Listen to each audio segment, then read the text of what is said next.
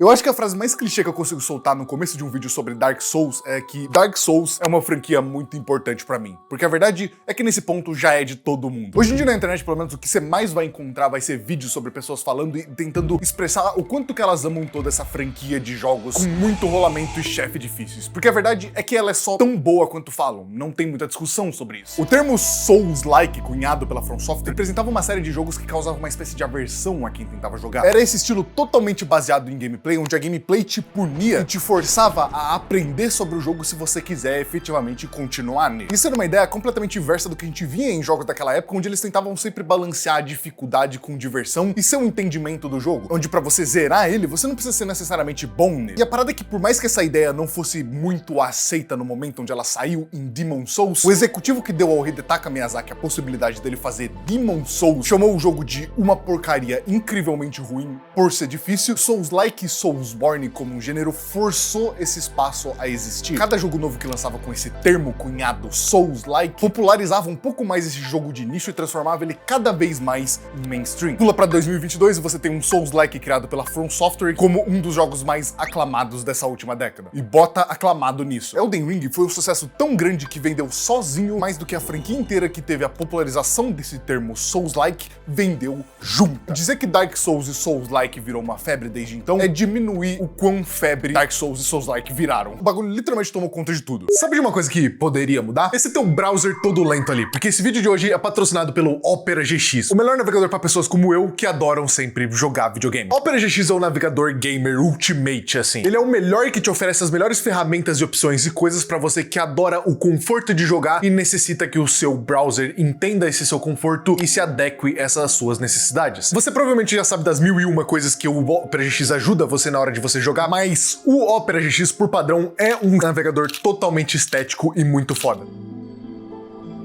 Só que você consegue deixar ele ainda mais estético porque ele é totalmente customizável através do GX Mods. E hoje ele está aqui. Tem um wallpaper dedicado, tem música de fundo, tem som de teclado, som de fechar e abrir aba, telas customizáveis na hora de você abrir o browser, fonte de UI customizada, ícone de UI customizada, shaders que mudam sua tela inteira literalmente. Tudo isso em pacotes que você consegue baixar e que mudam o seu browser por completo.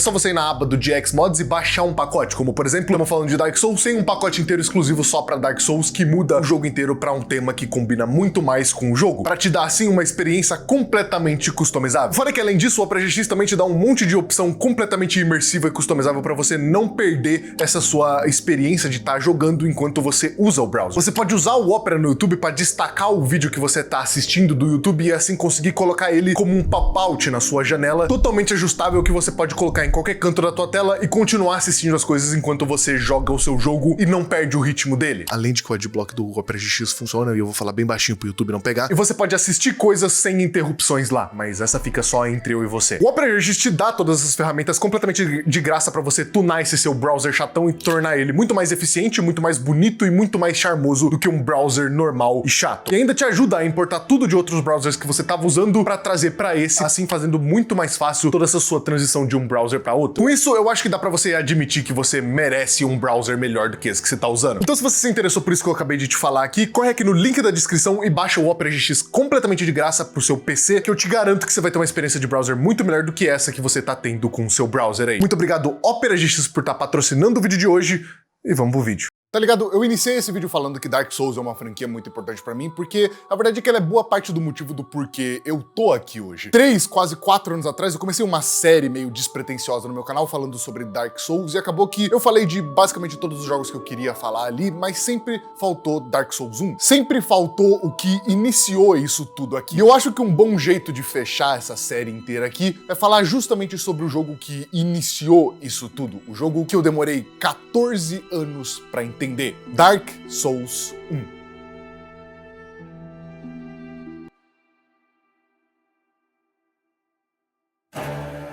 Jogar os 3 Dark Souls são experiências muito diferentes uma da outra. Por mais que no papel, na ideia, eles sejam ainda jogos extremamente parecidos um com o outro. Isso também é dado muito porque a evolução com o tempo da fórmula Souls-like mudou eles bastante. Se você pegar Elden Ring como um exemplo, onde o boss médio desse jogo te dá 15 ataques, 25 magias e te acerta com 36 coisas ao mesmo tempo, e você consegue entender isso perfeitamente e desviar perfeitamente também, comparar isso com Dark Souls 1 chega a ser meio engraçado, porque a maior parte desses bosses aqui ou carregam um ataque muito pesado, que é geralmente um canhão de laser, ou tem um misto entre bate, desvia e dá alguns ataques rápidos. Os mais complicados têm ataques muito rápidos e dashes, e tudo tem esse ritmo muito mais lento, porque você também é muito mais lento. O ponto é, eles são experiências que, por mais que alguém que não entende muito sobre isso olhe e vê o mesmo jogo 1, 2 e 3, com um controle na mão e experienciando isso, comparando um com o outro, você vê experiências completamente diferentes. Tanto em como você literalmente joga esses jogos, quanto em como você sente eles, porque cada um deles tem a sua atmosfera própria e toda a parte mais artística de como eles te ambientam no mundo, que é o que eu sou pessoalmente apaixonado aqui. Quando a gente vai falar sobre Elden Ring e jogos mais novos da From Software, eu acho que toda essa estética deles serem um high fantasy gigantesco, com cenários cheios de iluminação e cor, é uma parada muito linda. Até jogos como Dark Souls 3, que ainda são muito cinza e tem toda aquela estética de Dark Fantasy, ainda assim, na minha opinião, são meio que coloridos da sua forma estranha. Acho que Noctella em Elden Ring é a experiência mais Elden Ring que tu vai ter jogando esse jogo, porque mostra bastante sobre toda essa coisa mais animada e colorida que eu venho falando aqui. Mas a série Souls como um todo já é conhecida por ter esse tema mais dark.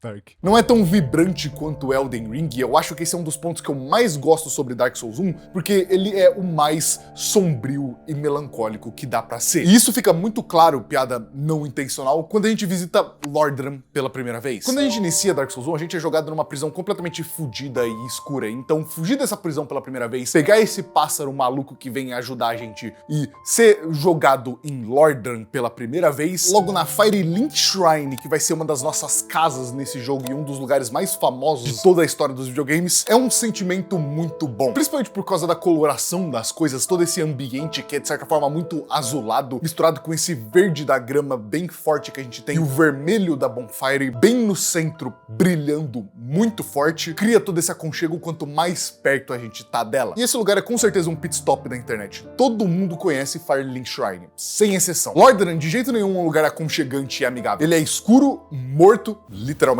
cheio de lugares que extraem e puxam o mais puro do tema do que é Dark Fantasy. Fantasia sobre um mundo pesado, morto, triste. O lugar mais destoante de tudo isso que a gente tem, Anor Londo, o lugar onde o céu brilha num dourado gigantesco e é a coisa mais absurda comparada a tudo que a gente estava vendo dentro desse jogo, onde a luz dourada penetra o ambiente e mostra pra gente toda a vida que pode comportar aquele lugar, a gente descobre logo cedo que é tudo uma ilusão do que realmente Anor Londo é. Eu acho essa estética inteira morta da Dark Souls 1 uma coisa muito específica desse jogo. É claro que os outros também são mortos nos seus próprios jeitos, mas esse daqui faz de um jeito diferente. Eu acho que um jeito muito fácil de eu explicar isso é justamente pela forma como bonfires funcionam como safe zones aqui dentro desse jogo. Bonfires na série Souls e todos os jogos da From Software, pelo menos na minha opinião, foram um dos aspectos que mais mudaram conforme os anos foram passando, e eu sinto que é um dos que mais perderam um pouco o sentido de existir da forma como existem. Esse sentimento de safe zone, de zona segura, onde você não tem que se preocupar com perder coisas, de ser punida pelo jogo, por você estar justamente perto de uma fogueira, perto de um checkpoint. Muito disso eu acho que foi perdido porque nos jogos subsequentes da From Software, essas bonfires começaram a ficar cada vez mais e mais frequentes e cada vez mais perto de objetivos que a gente precisa ver. Então um sentimento que é muito comum nesse primeiro Dark Souls, nesses jogos mais antigos da From Software, é você ficar caminhando e ficar perdido com muita alma e pouco frasco de Estus, um símbolo de quanto mais tempo você tá passando aqui, mais perigo você tá correndo, porque você vai ter mais almas pra perder caso você morra, foi se perdendo junto com um sentimento ultra satisfatório de você encontrar em um cantinho escondido uma dessas bonfires simplesmente te esperando pra ser acesa, que você poderia muito bem passar reto se você não tivesse prestando atenção de verdade. Eu definitivamente prefiro que as bonfires sejam mais frequentes do que mais escassas nesses jogos. Uma coisa que eu simplesmente odeio de coração e não tem absolutamente ninguém que consegue mudar minha opinião é justamente no fato de você ter que andar às vezes 1, 2, 2, 3 minutos até a arena de um boss depois que você morre, porque a Bonfire é simplesmente a 15 km de distância do boss. Às vezes, como é, por exemplo, o exemplo de Anor Londo, você precisa descer da Firelink Shrine direto de Anor Londo até a arena do Four Kings, e isso é literalmente cruzar um mapa inteiro. Porém, é difícil de negar que essa escassez sempre trouxe um alívio muito grande quando você encontrava dentro do abismo mais profundo e desgraçado de um lugar que você entrou sem querer, uma dessas largadas ali, pronta pra te dar um conforto. A primeira coisa que você, uma pessoa em 2025 jogando Dark Souls 1 pela primeira vez, vai notar é que ele é um jogo muito datado. É impossível ele não ser datado. A gente tá falando de uma das primeiras formas que uma fórmula que foi masterizada ao longo de 14 anos e, sei lá, 6 jogos, tomou por uma das primeiras vezes. E uma coisa muito legal de você ver com jogos da From Software é você perceber o quanto que todos esses jogos foram virando meio que uma escadinha, onde um sempre melhorava alguma coisa que ia pro segundo, que melhorava alguma coisa que ia pro terceiro. Porém, às vezes eu gosto que, como essa fórmula na época, por ser muito datada e ter muitas limitações, moldou esse jogo inteiro. Dark Souls 1 não tem muito teleporte entre bonfires, que é uma coisa que a gente tá muito acostumado de ver nos outros, então a maior parte do tempo que tu vai passar jogando esse jogo vai ser andando por esses mapas. Só muito tempo depois dentro do jogo, depois da gente matar um boss, a gente é liberado a possibilidade de poder pular em algumas bonfires específicas. É um salto imenso comparar os teleportes do Dark Souls 3 ou do Elden Ring com o que a gente tem aqui em Dark Souls 1, e isso é porque esses jogos funcionam de formas fundamentalmente diferentes. Porque o fato do jogo não ter teleporte direito te instiga muito a andar pelo mapa, conhecer ele e entender todas as vielas e caminhos secretos que ele tem. Além de principalmente decorar cada canto, porque a cada canto tem um inimigo estrategicamente posicionado pra te pegar. Cada canto tem seus inimigos e armadilhas e nem todo canto vai ter uma bonfire pra você descansar. E às vezes você decidir descansar numa bonfire, marcar um checkpoint de que toda vez você vai morrer e voltar ali, significa também que você precisa lembrar o caminho de volta pra onde você tava. Porque se você não saber o caminho de volta, tu vai ter que aprender se você quiser voltar. Quantas pessoas não tomaram soft lock nas primeiras vezes que jogaram Dark Souls 1 simplesmente porque elas entraram sem querer e ficaram presas dentro dos esgotos de Blighttown, só pra ter que usar um guia na internet ou iniciar um save novo tudo do zero porque não conseguiram sair dali? E eu tenho que falar, eu meio que gosto disso, é legal. Claro que não é todo Dark Souls 1 que tem esse balanço perfeito entre você andar e teleportar por aí, mas quando funciona, o bagulho realmente funciona. Especificamente, eu acho que muita gente não vai concordar isso comigo, mas eu acho Blighttown e o ambiente dos esgotos o labirinto perfeito de Dark Souls 1. Escuro, molhado, triste, a estética perfeita do que é Dark Souls 1. Uma tristeza sem limites que te mata sem piedade. Eu lembro que Blighttown recebia um hate muito grande por ser uma parte muito chata dentro desse jogo, e eu tô com vocês. Eu ainda lembro dos venenos e das moscas. Mas uma coisa que eu decidi fazer foi literalmente explorar Blighttown às vezes porque eu queria explorar Blighttown. E Blighttown realmente é um mapa muito labirinto que transpira exatamente o que Dark Souls 1 é como um jogo, e explorar ele até que é um bagulho legal de se fazer quando você quer fazer isso e não tá preso lá. Só que isso não é necessariamente só na área de Blighttown dentro de Dark Souls 1, mas Dark Souls 1 como um todo é um grande labirinto enorme em 3D. A maioria das áreas dentro desse jogo são feitas e pensadas na intenção de você se perder ali dentro e passar um tempinho explorando até você encontrar a área do boss sozinha naturalmente. Que às vezes não é uma entrada tão convencional e na cara quanto um salão aberto com uma porta gigantesca e uma névoa branca. Nos Souls mais novos, no Dark Souls 3, por exemplo, a gente tem uma visão de jogo muito mais guiada do que a de Dark Souls 1. No Elden Ring, você literalmente tem uma seta no mapa apontando pra onde você tem que ir. O Dark Souls 3, por mais que ele seja extremamente linear e você não tem muito caminho que você possa fazer de diferente, ele tem assim áreas que são labirintos que você pode se perder, é quase mínimo comparado ao que Dark Souls 1 faz em relação a esse sentimento de você se perder nesse mundo. Isso dá esse ar de grandeza, faz ele ser muito mais especial, por você conseguir se perder e achar que ele é muito maior do que ele realmente é. Pelo tempo que você tá gastando explorando cada canto e ainda assim não encontrando a área do boss, até você inevitavelmente encontrar ela ou pesquisar na internet onde é que tá ela.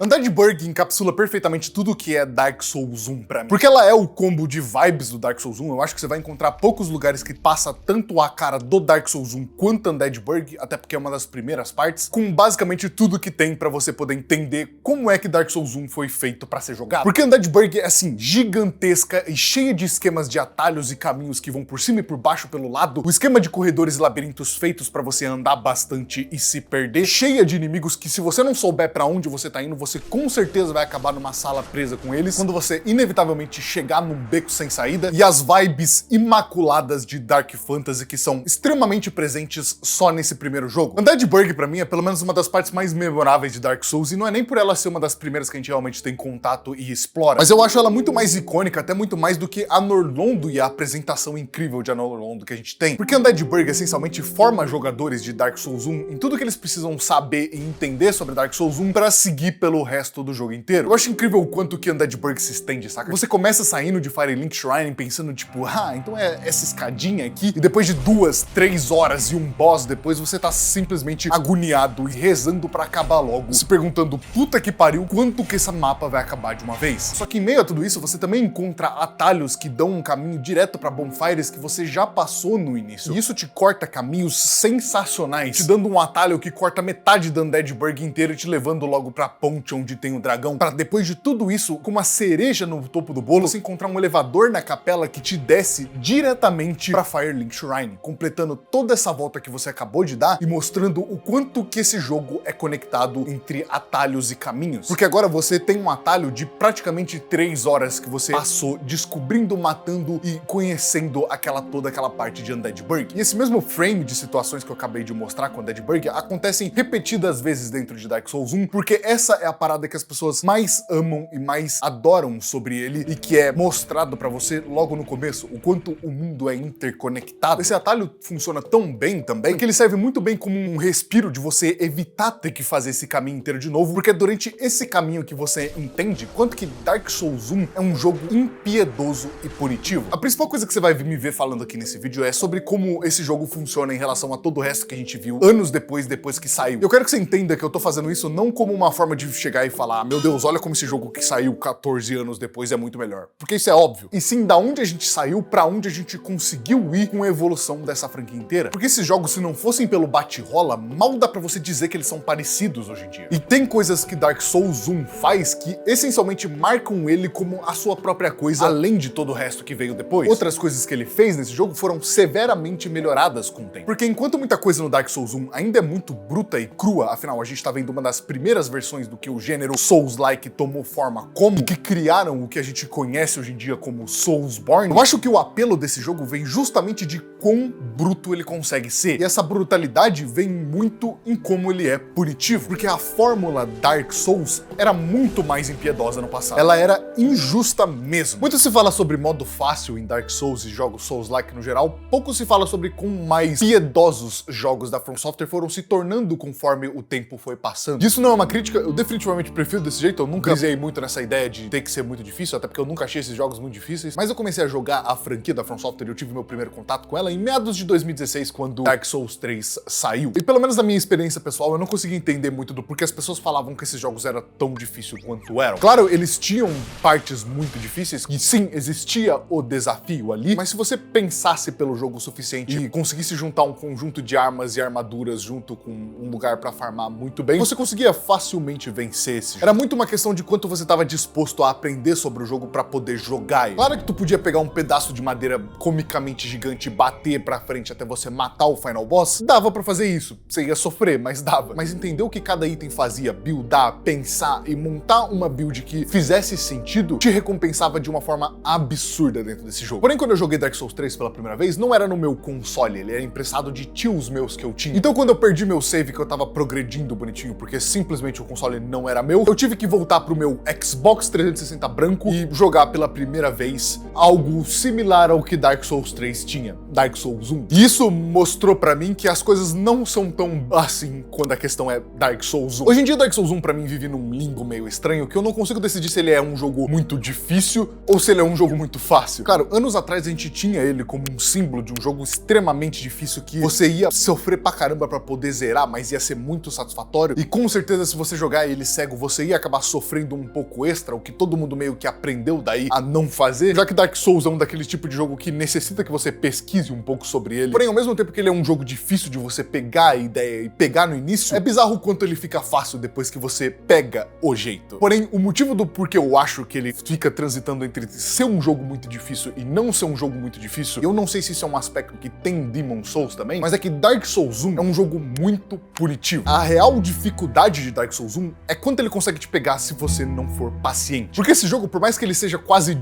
de turno, de tão parado que ele é, se você rushar, se você ignorar os inimigos sem saber pra onde você tá indo, tu vai acabar trancado numa sala com 15 bichos e eles vão te matar, sem exceção. Se você quiser dar uma sequência de ataques em um inimigo, um boss ou etc, e você não estiver usando a armadura do Ravel, obviamente, vai dar errado e você vai morrer. Foi nesse jogo que foi forjado a ideia de que pra jogar Dark Souls, você precisa de mais do que tudo, paciência. Porque às vezes você ser ganancioso e dar um hit a mais nos inimigos, significa que tu vai voltar pra bonfire. Não respeitar suas animações de healar ou de rolar e bater dos monstros, significa que os monstros também não vão te respeitar. Isso é uma coisa que foi meio que perdida conforme o tempo foi passando e a série como um todo foi evoluindo. Ela ainda tinha seus momentos de você ficar preso numa parte com 15 bichos te batendo todos simultaneamente, ela ainda te punia se você fosse ganancioso com ataques em boss, mas nada nem perto do que esse primeiro jogo fazia. E isso vem muito do porque eu acho que Dark Souls 1 é um jogo muito mais punitivo do que todos os outros quando ele quer. Os inimigos aqui se recusam a deixar de seguir dele se você passar reto por eles e continuar correndo. Se tu for em Duke's Archives, por exemplo, tu vai ver como cada um desses goblinzinhos vai te perseguir até o inferno se for necessário. Até você começar a gritar de raiva de como uma criatura desse tamanho consegue ter tanto rancor por você não parar pra matar ela. E não é nem que eles são muito difíceis, mas como eu disse, Dark Souls 1 é um jogo muito travado. E por ser desse jeito, eu acho que ele entende isso e coloca a posição de cada um dos inimigos aqui, assim como o dano que eles dão e o jeito que eles te pegam, quase como se eles estivessem tentando ler como você jogaria pra tentar te pegar no pulo. Se você dá um hit em um bicho, você não pode cancelar esse hit porque você se arrependeu no meio. Você tem que esperar a animação terminar. Se você for usar um Estus, você vai usar até terminar de beber esse Estus. Se juntar vários inimigos com você dentro de uma sala trancada, você vai morrer. Enquanto em outros jogos da From, foi meio que perdoado esses pequenos errozinhos que você geralmente tem quando você joga, pra dar justamente uma experiência melhor pro jogador. Eles entenderam que você ficar travado nas animações tirava do dinamismo da luta e fazia com que os bosses tivessem que desacelerar também pra te acompanhar. Beber Estus numa animação travada que você não pode se mexer é uma ideia estúpida. E as animações, conforme foram ficando cada vez mais polidas, acabaram tirando do perigo de ser pego pelo um monstro também no meio de uma animação, uma vez que você teria a chance de pelo menos spamar o botão de rolar e rolar várias vezes, cortando a própria animação de rolamento quando você fosse atacado várias vezes por muitos inimigos. O que, no Dark Souls 1, é praticamente uma sentença de morte em boa parte dos casos. Não dizendo que a dificuldade de Dark Souls 1 vem necessariamente dele ser um jogo arcaico, mas sim de que ele era um jogo que tinha limitações, conhecia as limitações que tinha e sabia muito bem trabalhar ao redor delas. Assim como tinha também a própria forma de masterizar isso tudo, porque falando desse jeito que eu tô falando aqui, parece que Dark Souls 1 é um bicho de 7 cabeças impossível de domar. É o Dark Souls 1 Prepare to Die Edition. Mas esse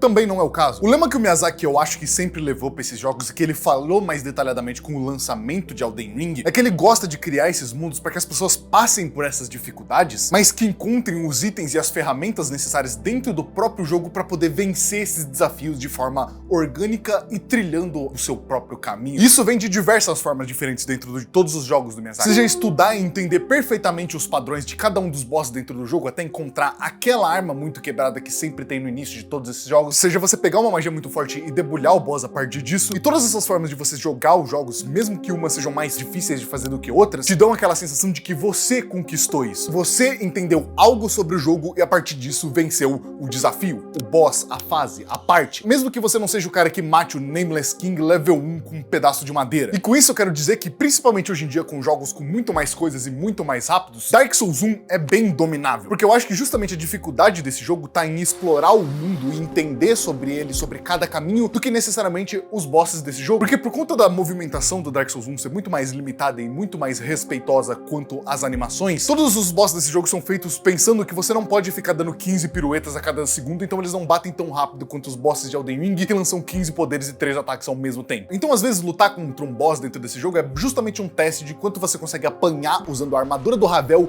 e muito Estus. É sério, eu nunca tinha usado esse combo aqui antes, eu fui usar agora que eu fui rezerar o jogo pra fazer esse vídeo, e meu Deus, que bagulho quebrado. Essa porra literalmente tira toda a dificuldade do jogo. Isso não é necessariamente algo ruim, por mais que eu acho meio ridículo o quanto de bosses que podem ser simplesmente ignorados por ter uma armadura do Revel e muito Estus. É sério, esse combo é muito quebrado. Significa, assim, que tudo aquilo que o Miyazaki sempre disse sobre o que ele queria passar com os jogos dele, e que toda a comunidade sempre martelou e bateu no ponto de que o botão de dificuldade de Dark Souls não é um botão que você muda no menu de um jogo, e sim as armas e coisas que você usa, é tudo verdade. Esse tempo inteiro sempre foi verdade. Porque bosses desses jogos eram muito simples a partir do ponto que você entendia que era você que mudava quanta dificuldade você queria passar nessa luta. Se você quisesse ter mais dificuldade, era só você não usar todas essas coisas que estavam aqui. A ideia inteira de como bosses se comportavam dentro de Dark Souls 1 também era completamente diferente. Hoje em dia, mais ainda, já que não tinha esse negócio de o boss soltar 15 ataques ao mesmo tempo. É só uma sequência de ataques. Às vezes um boss dentro de Dark Souls 1 impressionava pelo próprio design dele, quão da hora ele é, do que essencialmente o combo de ataques dele ou quão difícil ele era. Porque alguns deles eram bem durões e travados, mas eles eram muito fodas em apresentação. Mas comparado ao que a gente tem hoje em dia, as coisas são bem mais simples, e é engraçado de você ver como às vezes a dificuldade desse jogo não vinha de quanto complicado ou complexo eram os ataques que os monstros tinham, e sim da tua própria paciência. Era por isso que quando eu fiz aquela review de Dark Souls 2, eu falei que Dark Souls 1 era quase um jogo de estratégia. Porque você saber a hora certa de bater, de rolar e de curar aqui é muito mais recompensador do que qualquer outro jogo Souls-like, eu sinto, pelo menos. E eu sinto que muito disso vem porque boss fights mudaram muito desde que tudo isso daqui começou, e a From Software só pisou no acelerador quando a questão era boss fight. Dark Souls 1 tem alguns dos conceitos de boss fights que eu acho mais da hora da franquia inteira, justamente pela estética e pela forma como elas são apresentadas e mostradas. O duo de Anor Londo, Artorias The Abyss Walker, os Four Kings, você literalmente pula pra dentro do abismo pra lutar contra eles com o anel do Artorias, que é o cara que anda no abismo. Eles sempre esmagaram em estética de bosses quando eles queriam, e eu acho que grande parte do porquê as pessoas se apaixonaram por esse jogo era justamente porque as boss fights têm ideias muito legais. O Artorias saiu em Dark Souls 1 e até hoje as pessoas não esquecem do Artorias, porque ele é esse nível de icônico. E sem dúvidas, uma das paradas que eu mais amo em toda essa evolução dos jogos da From é quanto as batalhas com esses bosses só foram ficando cada vez mais e mais interessantes. Como todo esse combate, as animações, o sentimento que você sentia enquanto você estava participando dessas batalhas mudou para transformar batalhas que já tinham ideias muito legais, mas eram meio travadas por limitações da época, numa verdadeira dança de espadas e habilidades que você se sentia muito foda por conseguir desviar e, consequente, dominar aquela luta com aquele chefe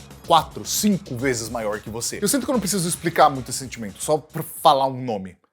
Sekiro. Eu não cheguei aí muito longe quando eu joguei Sekiro pela primeira vez, porque eu tinha uma relação muito diferente com Parry do que eu tenho hoje em dia. Mas eu acho que esse é um bom exemplo, porque foi aqui que Parry começou a ser popularizado e virou uma onda em jogos Souls-like da From Software, e nem só da From Software. Justamente pelo quanto eles perceberam que muita movimentação dentro de boss fights tornam elas muito mais legais e muito mais interativas. Bloodborne e Dark Souls 3, obviamente, também tem muita responsabilidade em como o combate de boss fights e tudo mais foi evoluindo com o tempo. Bloodborne era pela primeira vez um jogo muito rápido da From Software, mas eu acho que Sekiro contribuiu muito positivamente para a fórmula de Souls-like como um todo, justamente por mudar essencialmente como a gente vê Parry. Onde até então a gente sabia que Parry era uma janela para você dar um crítico em um bicho. Agora é só uma forma de você contribuir para a quebra de postura do seu inimigo, se defender, e então, se você conseguir quebrar,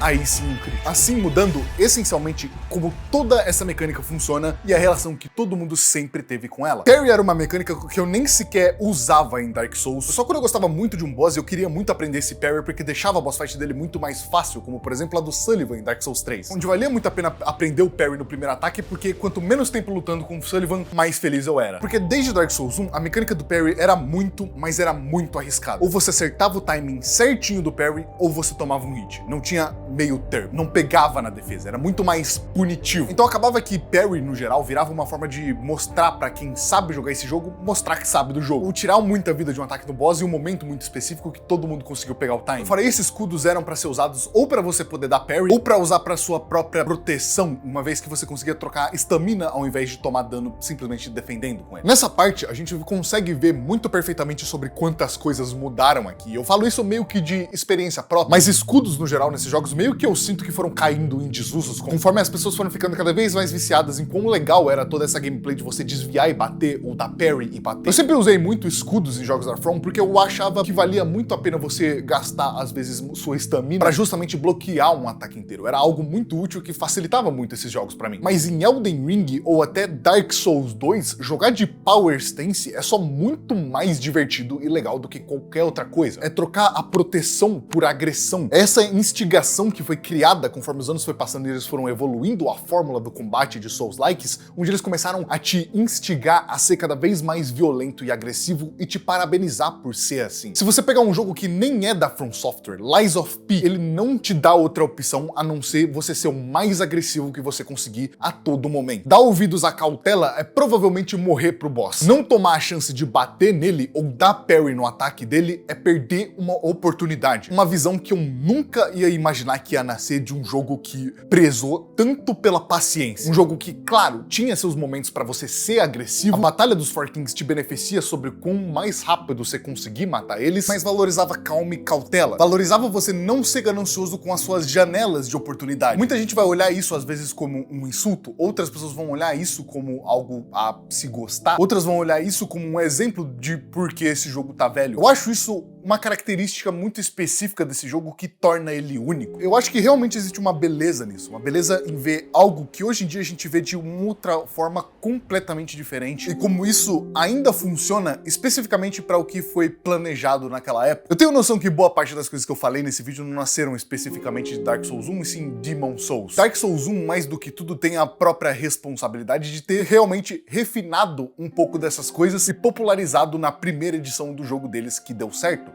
Dark Souls 1. Não necessariamente o nascimento dela, já que Souls como um gênero nasceu em Demon Souls. Mas é legal de ver como do local de nascimento desse gênero, nasceu dois jeitos diferentes completos de você se jogar esse jogo. Ambos fruto das suas épocas, proveniente de épocas diferentes, com ideias diferentes e limitações diferentes que cada um tem e que moldam exatamente o jogo deles. Esses jogos, por mais que diferentes e com seus próprios problemas e etc., são mais do que tudo frutos do seu próprio tempo. E todo esse combo de coisas da própria época de cada um desses jogos refletem basicamente tudo o que eles são pra mim. Eu sinto que isso não faz só parte de como você batalha no mano a mano na hora, ali, usando as mecânicas que esses jogos desenvolveram com as ideias que eles tiveram, mas sim também com o próprio leque de armas e possibilidades que foram sendo adicionados com o tempo, porque o combate como um todo de Souls-like foi também evoluindo com o tempo e foi se morfando de diversas formas diferentes que a gente nem sequer imaginava que poderiam ter. Dark Souls 1 era um jogo que, como tudo dentro de Dark Souls 1, era muito simplista com o que ele queria fazer. Claro, sempre teve um leque de armas muito legais, entre espadonas grandes, espadas pequenas, espadas com designs que pra época já eram muito insanas, que você podia fazer escalar com qualquer tipo de dano que você quisesse. Só que eram esses combos mais diferentes que eu sempre gostei muito dessa franquia. Eu nunca vou esquecer quando eu vi a possibilidade de colocar uma Light Crossbow do Dark Souls 1 com uma gema de raio e como isso transformava ela numa das armas mais divertidas de jogar, porque era uma das únicas que dava pra você usar a distância efetivamente. E também mudava o jeito de você jogar esse jogo completamente, porque você, pela primeira vez, não precisava chegar mais perto dos inimigos pra poder bater neles. Naquela época, até Dark Souls 3, mais ou menos, a gente podia só sonhar com um leque de armas diferentes que não fossem necessariamente só espadões grandes ou martelos. Posteriormente, em Dark Souls 2, a gente teve o Power Stance, que é talvez uma das melhores e mais interessantes adições de combate que a franquia inteira já teve, e que permitia a gente ter um estilo de ataque diferente combinando duas armas do mesmo tipo, que foi tirado depois do Dark Souls 3, eu nunca vou entender nem perdoar eles por isso, e que com o lançamento de Elden Ring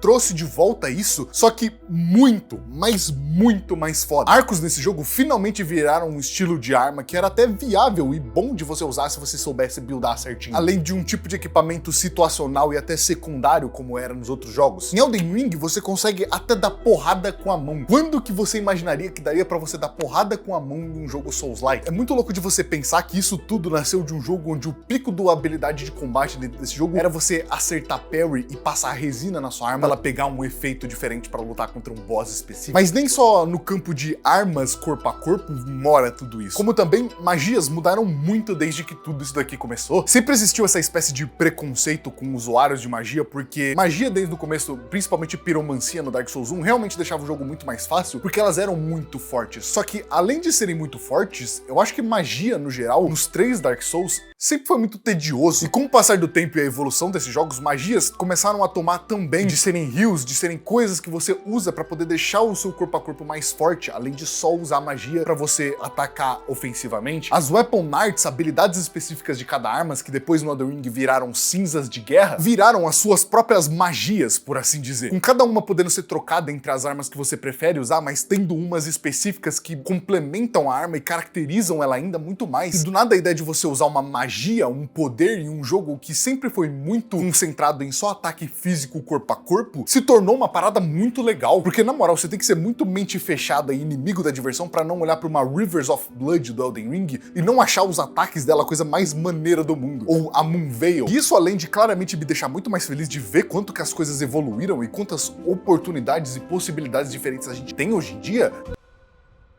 me faz, de certo modo, gostar de quão simples é Dark Souls 1. É quase como se fosse uma limpa de toda essa complexidade, nem que por um tempinho só. Uma versão que às vezes era boa de lembrar pela quão simples e eficaz e funcional ela era, mesmo que hoje em dia a gente tenha opções melhores. Jogar Dark Souls 1 é como você vê aquele seu velho amigo que você conhece há muito tempo e que vocês aprenderam a jogar videogame juntos, ou ele te ensinou a jogar videogame. Ele parou de jogar há muito tempo, ele tem um gosto muito antigo que toda vez que você vê e ele fala sobre os jogos que ele gosta da época dele, te dá uma sensação de nostalgia, porque enquanto ele parou, você continuou vendo coisas novas sendo lançadas, e hoje em dia todos os jogos que você gosta da sua época de quando era criança era muito mais por nostalgia do que por eles serem bons. Você consegue quase sentir quando você começa a lembrar essa época antiga com ele, por que você gostava tanto daquilo. Mas isso tudo foi mudando conforme você mesmo foi evoluindo com o passar do tempo. Mas aqueles gostos, por mais que um pouquinho estragados quando você lembra e percebe que boa parte é só tudo nostalgia, ainda clicam legal pra você porque foi onde você aprendeu a amar tudo isso que você faz até hoje, seu hobby. De muitas formas eu respeito Dark Souls 1 por ser o grande popularizador de toda essa franquia e o grande ponto inicial onde deu certo pela primeira vez, quando eles começaram a decidir a forçar a funcionar. E é irônico que esse é realmente o mesmo sentimento de você jogar Dark Souls, porque ele é como um rabisco não terminado. Uma ideia que é extremamente boa, mas que você precisa que você se force um pouco pra você conseguir entender e aceitar as partes mais cruas dessa ideia. Principalmente quando a gente já vê hoje em dia essas partes cruas da sua forma completa. Porque querendo ou não, são as partes mais cruas que formam a vibe inteira de você jogar esse jogo. É a gameplay travada, é as animações que você não pode cortar, é por você andar bem mais, por não ter um sistema de teleporte completamente pensado aqui, que ele é apresentado pra você o level design e como tudo é tão interconectado uma coisa na outra. Dark Souls 1 tem uma aura especial, uma imagem de uma época onde ninguém imaginaria que jogos da From Software iam chegar no patamar que chegaram. Eu definitivamente acho que tem coisas desse jogo que não envelheceram tão bem, eu tive meio que falando dessas coisas durante esse vídeo inteiro, porém é legal de você pensar que naquela época a mesma filosofia que criou Dark Souls 1 é a filosofia que fez ele ser popular e que fazem pessoas jogarem tanto naquela época quanto hoje em dia, a de forçar a funcionar, mesmo nos trancos e barrancos. Uma hora e a cada vez que eles tentavam de novo, essa forma ia ficar cada vez mais refinada,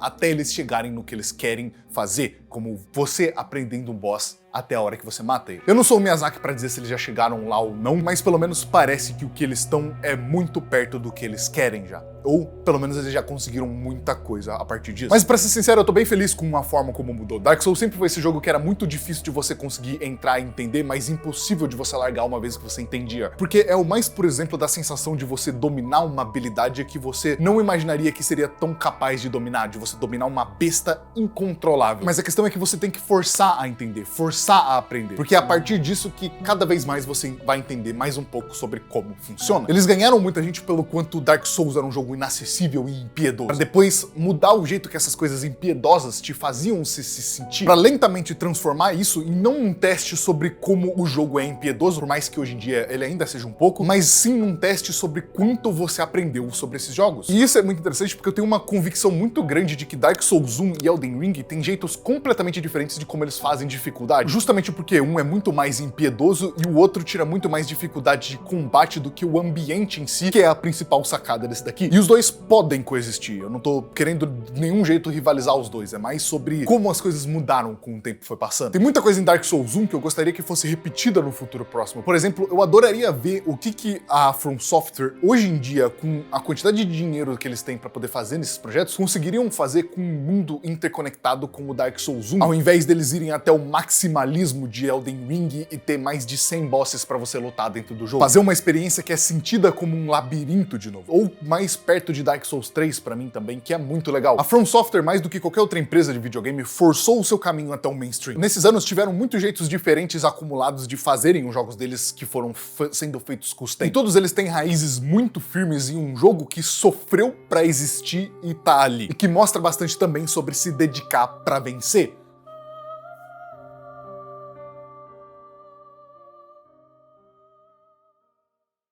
Tem uma coisa que eu queria sempre ter deixado muito claro desde o momento onde eu comecei a fazer todos esses vídeos sobre Dark Souls e tudo mais, que alguns acabaram gerando discussões, alguns acabaram fazendo as pessoas acabarem tendo percepções sobre mim que eu não controlo, mas acabam acontecendo, é que eu amo todos esses jogos do 1 até todos. Mesmo alguns eu não tenho jogado, eu tenho um apreciamento muito grande sobre essa série. Eu amo ela de coração. Eu espero que nesses 4 anos que eu passei casualmente falando e mencionando e fazendo várias coisas com o nome Dark Souls, eu tenha passado exatamente sobre quanto eu realmente gosto disso, e tudo isso vem de uma mão de carinho acima de qualquer outra coisa. Desde a minha capacidade de falar sobre quanto eu gosto do Yorm, o gigante de Dark Souls 3, até minha capacidade de obcecar em cima de uma parada que não é necessariamente útil, é mais interessante pra mim. Eu tenho muito orgulho sobre essa série de vídeos que eu fiz, eu tenho muito orgulho sobre ser um fã dessa série, e eu tenho muito orgulho sobre o jeito que eu tratei isso aqui nesse canal. Eu acho que esses vídeos sobre Dark Souls e no geral que eu acabei fazendo, retratam muito bem a minha própria evolução como um comunicador e criador de conteúdo aqui nessa plataforma durante esses 4 anos que eu venho fazendo ela. Desde o meu primeiro vídeo sobre Dark Souls 3, onde eu pegava muita inspiração no próprio Gema Please, na hora quando ele fez o vídeo dele sobre Dark Souls, e que eu tava com muita vontade na época de expressar uma ideia de como que é um jogador de primeira viagem experienciando esse jogo em um curto período de tempo, que no caso eram 30 minutos. Até meu vídeo de Elden Ring, que foi a primeira vez onde eu me propus a fazer um projeto, entre aspas, grandes, um longa-metragem no meu canal de 1h30, e que me ensinou muito sobre como conduzir e fazer grandes projetos que depois viraram projetos ainda maiores pra mim que eu usei pra executar. O meu vídeo de Dark Souls 2, que por mais que eu tenha tido um pouquinho de dor de cabeça, não vou mentir, não foi muita não, mas eu tive um pouquinho de dor de cabeça, porque fanboy da From Software não consegue escutar que os jogos da From Software também têm problemas. Eu ainda acho que eu fui muito justo nessa minha review de Dark Souls 2 e eu 100% ainda mantenho todas as minhas opiniões dessa época. Se fosse mudar alguma coisa, eu provavelmente só mudaria o quão pouco eu elogiei aquele jogo, eu deveria ter falado um pouco mais bem dele. E esse vídeo agora é de Dark Souls 1, onde eu só quis mostrar o quanto essa fórmula evoluiu com o tempo. Da onde a gente veio pra onde a gente foi. Foi uma boa sequência, eu sou grato por ter feito ela algum dia. Eu iniciei esse vídeo falando que a frase mais clichê que eu poderia falar era que Dark Souls foi uma franquia muito importante pra mim. E no fim, eu acho que é só porque ela teve comigo em muitas partes importantes da minha vida. Ela me ajudou a concluir coisas profissionalmente que eu nunca imaginaria que eu ia conseguir. Ela me divertiu por tempos que eu nunca imaginei que eu ia arrumar diversão. E por isso, eu acho justo, depois de todo esse tempo, colocar um fim onde tudo literalmente começou. No primeiro jogo de uma série que eu comecei despretensiosamente, sem nunca nem pensar em completar. Muito obrigado por assistirem meu conteúdo. Muito obrigado por você que sempre esteve aqui durante toda essa evolução e que continua por aí. Eu sou muito grato. Eu fico muito feliz quando eu encontro alguém que tá aí desde as antigas. Eu sou muito sortudo e grato por poder fazer isso todo santo dia e as pessoas gostarem tanto assim do que eu faço. É sério. E por mais que as coisas tenham acabado, sempre tem mais o que falar por aí. Eu só queria oficializar essa trilogia de uma vez. É só questão de tempo, mas vai ter mais. Se você gostou, não esquece de apoiar com o seu comentário. Muito obrigado, membros, por todo o apoio financeiro que vocês sempre dão aqui no meu canal. Volta e meia eu solto com uns vídeos exclusivos para membros, se você quiser dar uma olhada, vale muito a pena. E o que eu tenho para isso é hoje. Muito obrigado por tudo e eu acho que eu te vejo outro dia. Tchau.